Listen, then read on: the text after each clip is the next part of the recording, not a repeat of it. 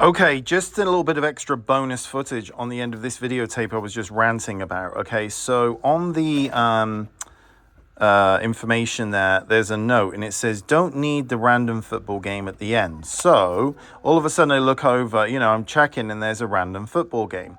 So any transfer company that you're paying, good rates and you're getting first class customer service and transfer quality is going to be going through this. You're not going to get this with other transfer companies. So let's have a look here. For some reason that's got that. So this starts and ends. I'm trimming it and I'm editing. I've got rid of the football crap, okay? And this is what I do as well with other home movies and everything, is I edit them, to make sure that it's just home movie content and not a bunch of junk. So I've got this file right here and I'm going to Birdie. And then I'm going to take the second part that I edited and adjusted the track in. And then let's have a look here. No, that's not it, is it? That's removed. Okay, so then the second part here is let's just double check. So this is what you do. If you're using QuickTime Player, you can bring them together like this. And then you click Done. And I'm just calling this L3. I'm just going to put LE3, edited 3. Okay, I've got different codes and everything. I've got to keep up. Digital file organization is everything.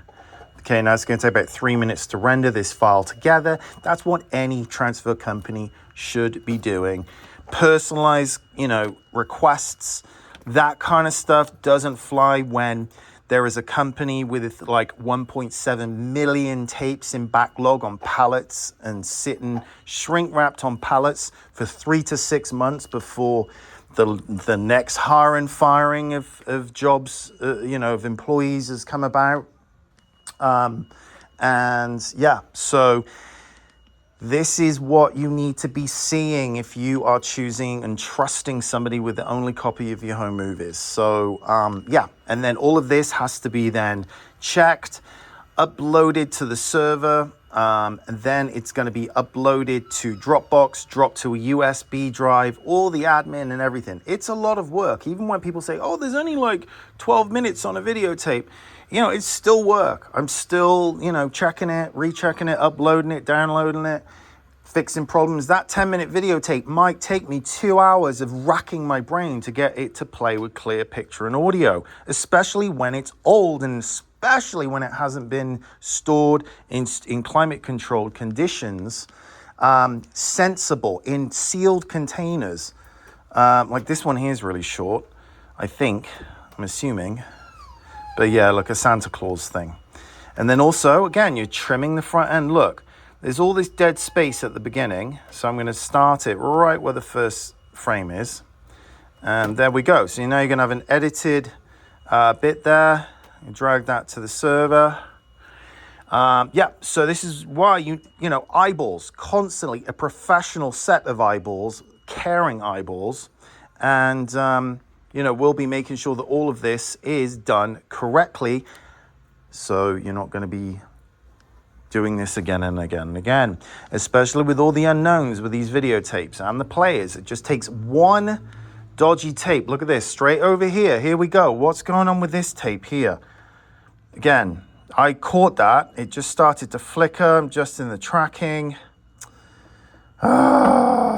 See? Guys, this is what you do. So guess what any pro is going to do is stop the capture, because that's unacceptable. Now, every transfer company out there pretty much is just going to let that keep rolling. Now, at the beginning, it was all good. See, look, it starts right here, and then it starts to go to crap.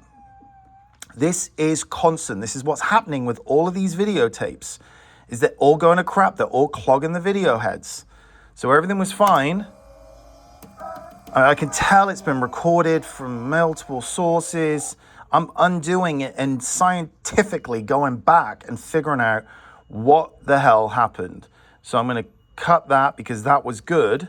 Now I've got to take the lid off this VCR, clean the video head. It could be the video head, or I'm going to second guess it here, put it in another player, see what's going on. If it plays good in this player, I'm going to find the end of that clip there, cue it back and now capture it on this one.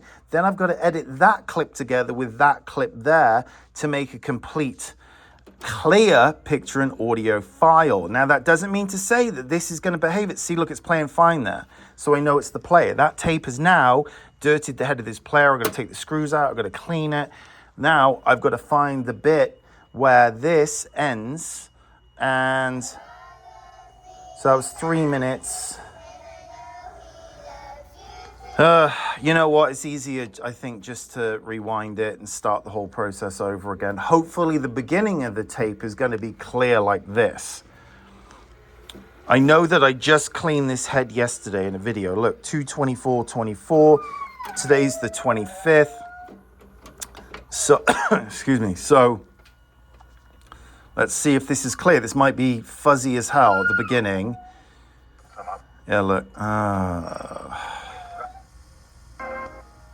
Yeah, look, it's crap at the beginning. This sometimes clears up. Here we go. Okay. Come on. Come on.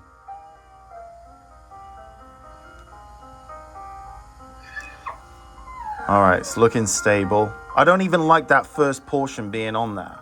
Okay, so because it's unacceptable to have that fuzz at the beginning, and anybody doing this, you've got to be OCD about this, especially if you're charging a premium.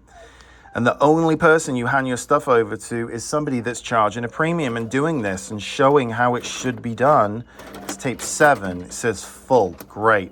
That means this could be going on and on forever. This one tape might take me about 9 hours to do a 2-hour tape, all for the low price of $35. I mean, yes, I win some and lose some on these tapes, but all right. So that's that. I'm starting it from the clear portion so it doesn't have that unwatchable junk at the beginning. There we go. Hopefully that remains stable. But like I've proven in all my other videos, is that it might, when it cuts over to the next recording from another VCR source, it could be misaligned heads again. And then that kid's school play could be jumbled and fuzzy. So I know in about 3 minutes, I've got to peel my eyes over to this and then sit with it and make sure it's going to go clear. What's happening over here? This one's ended. Okay, maybe it's ended. The telltale sign is the counter. If the counter's still running, you've got blue screen, you have a clogged head. You've got to stop the capture, you've got to clean the video heads or replace the VCR. This is a constant do-si-do of equipment. And it's also some recording of a church. Oh, it's a wedding. Okay, so there we go. I know that it's going to be short. So you trim the back end. There we go. It's for some reason it's got the cable TV thing on there, which seems to have no. Okay, I'm just going to hold this down. This is going to like trim it minutely. Keep going, 57, 58, because you don't know what the words are being said in the last thing. Turns around, and then there we go. Final frame. Boom. Perfect beginning to end. Perfection. What's going on over here? That one's gone. So, and that one's going to crap. What's going on with this one? And this isn't like an isolated situation. This is with every single job that I do. This is actually really, really good compared to some of the stuff that I have to redo, because people have abused their home movies and they have just left them out in the garage. They've paid for an unair-conditioned storage unit, and then 40 years later, you're handing it to a company and expecting absolute perfection. Digital files for $9. No. Here's that thing. Okay, so you've got eyeballs on this. You've got to know that this is going to go to crap maybe in a few minutes. So that one just died. What's going on with this computer? Okay. Why is the screensaver coming on? Constant fighting with these birdie boy. And then you don't need to go wee-wees because I just took you out and you didn't go and you were whining. He wants to get going. He's like, dude, what are you doing? This is crap. This sucks in here. Hey, stop it.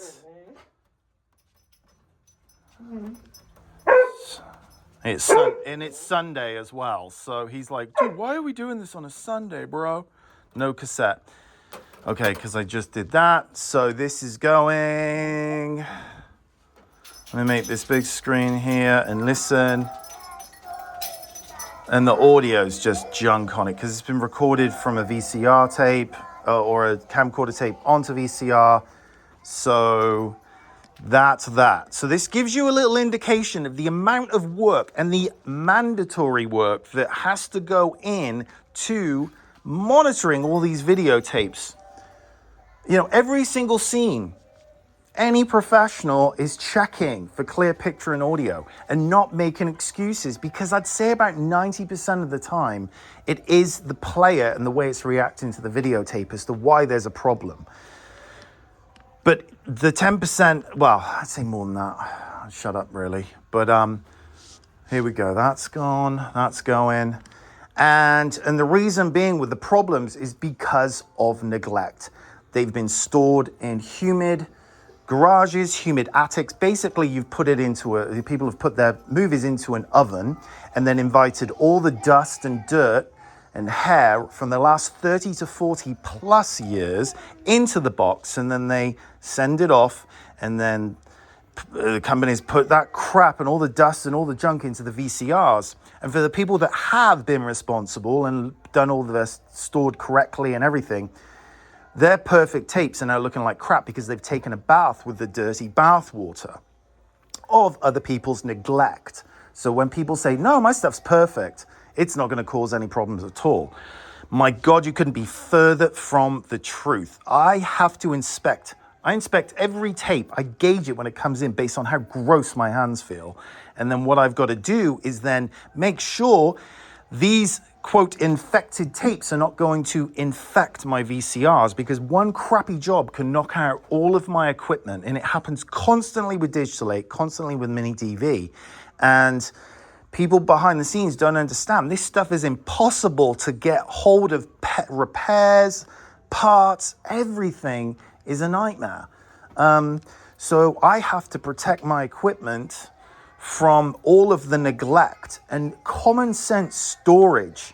If you have your stuff stored in attics, garages, unair conditioned areas, now you need to go get that stuff indoors and clean it off. Compressed air, isopropyl. That's good. That's still going. That's good. All right. Otherwise, that would have gone to crap because nobody's got eyeballs on this stuff at all. They're just making excuses. So anyway, enough of my ranting, but consumer awareness. Understand, to get this done correctly, you're going to have to have a lot of players if you're doing this yourself. A lot of players, cleaners, expert knowledge on how to clean this stuff. How to fix videotapes with the tiny screwdrivers, all the little plastic pieces inside. Everything needs to be perfect. And you need to sit there with it, constantly playing with the tracking, just a little bit up there, that little tiny bit there, just toggling it. Yeah.